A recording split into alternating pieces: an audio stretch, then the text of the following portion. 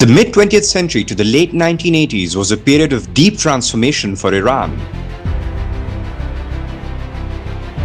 From the Allied occupation during the Second World War to the end of the Iran-Iraq War, this era was defined by ideological battles, struggles for sovereignty, and intense social upheaval. The competing forces of nationalism, socialism, and Islamism fought for dominance in shaping Iran's political and social future. Today's video will explain all of these complex dynamics. Iran's strategic importance during the Second World War made it a critical area for the Allied powers. Iran became necessary with the Soviet war effort. Becoming known as the Persian Corridor, it was occupied by Britain and the Soviet Union in 1941. The Allies justified this occupation on the grounds of Raza Shah's alleged sympathies towards Nazi Germany. Despite this, Raza Shah's policies had been primarily aimed at modernizing Iran and reducing foreign dependence. The occupation led to widespread suffering, including food shortages, inflation, and displacement.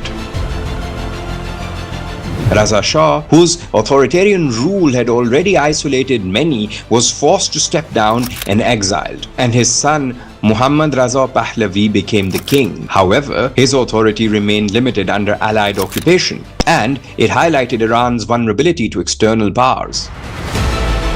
Iran was politically fractured when the Allied forces withdrew in 1946. Different factions, including nationalists, leftists like the Tudeh party, and royalists fought for control. The nationalist movement, led by Mohammad Mossadegh, gained momentum by advocating for Iranian sovereignty and the nationalization of the oil industry. So far, Iran's oil industry was dominated by the British-owned Anglo-Iranian Oil Company.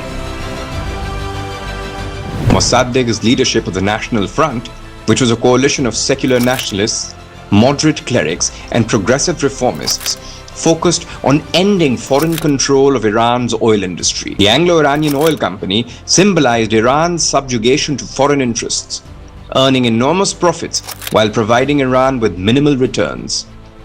Mossadegh's bold move to nationalize Iran's oil industry in 1951 was celebrated domestically, but caused an international crisis. Britain fought back with an oil embargo, and the United States initially remained neutral. However, the US shifted its stance because of the fear that Mossadegh's tolerance for the Tudeh party and Iran's communist factions could lead to Soviet influence over Iran. The US became more concerned about Mossadegh's alignment with communist forces when the Cold War escalated. This fear of Soviet expansion played a key role in the eventual downfall of Mossadegh's government.